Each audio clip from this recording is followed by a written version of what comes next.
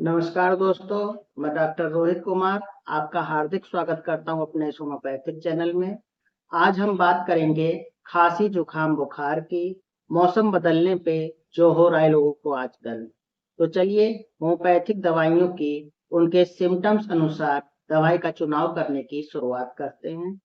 मौसम गर्मी से सर्दी की तरफ जा रहा है और रोगी आइसक्रीम खाए या कोल्ड ड्रिंक पिए या एसी बहुत ठंडा चलाकर सो रहे हों, उसके बाद से उसको जुकाम, नाक बहना, छींके होना और फीवर हो, तब आर्सेनिक एल्बम 30 सुबह दोपहर शाम रात सोच सकते हैं, रोगी को दे सकते हैं 3-3 बूंद सुबह दोपहर शाम रात।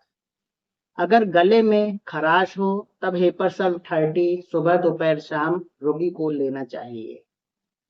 फीवर के साथ बॉडी पेन्स हो तब रस्टॉक्स 200 सुबह दोपहर शाम रात लेना चाहिए। अगर फीवर के साथ बॉडी पेन्स बहुत हो रहे हो, अगर बुखार के साथ सुस्ती भी लग रही हो, सुस्त हो गया हो मरीज, तब जेल्सिमियम 200 की 3 डोज लेना है 10-10 मिनट में 3-4 बार।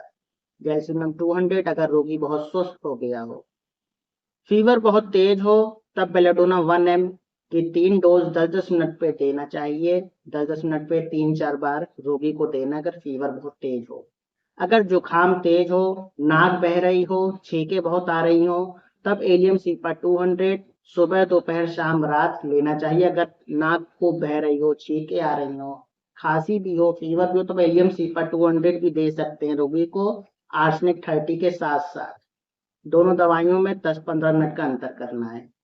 अगर खांसी सूखी आ रही हो, बलगम नहीं निकल रहा हो, तब रूमेक्स 200 दिन में 4 बार लेना है, सुबह दोपहर शाम रात। अगर रोगी को सूखी खांसी आ रही हो और ठंडी हवा लगने से ये हुआ हो। डलकामारा 200 को भी कफ के लिए सोच सकते हैं। स्टोबल कफ सिरप भी आप ले सकते हैं, सुबह दोपहर शाम 10 ml। छोटे बच्चों को 5 ml देना है दिन में 3 बार, अगर छोटे बच्चे को स्टोबल कफ सिरप दे रहे हैं तो। अगर आपको तीनों सिम्टम्स हैं सर्दी जुकाम बुखार का, और ये मौसम में इसमें मौसम बदल रहा है, गर्मी से सर्दी की तरफ जा रहा है और सर्दी जुकाम बुखार तीनों ही चीजें हैं, तो आप आर्सेनिक 30, रूमेक्स 200 और रस्टॉक्स 200 दिन में 4 बार ले सकते हैं। तीनों दवाइयों में अंतर करके लेना है। अगर जुकाम बहुत तेज है तो रूमेक्स के बदले एलियम सी आप लीजिए 200 सुबह दोपहर शाम रात। आई होप आपको हमारा वीडियो आज का अच्छा लगा हो। कोई कंफ्यूजन हो या कंसल्टेशन करना हो तो आप हमको बताए गए नंबर पे फोन कर सकते हैं।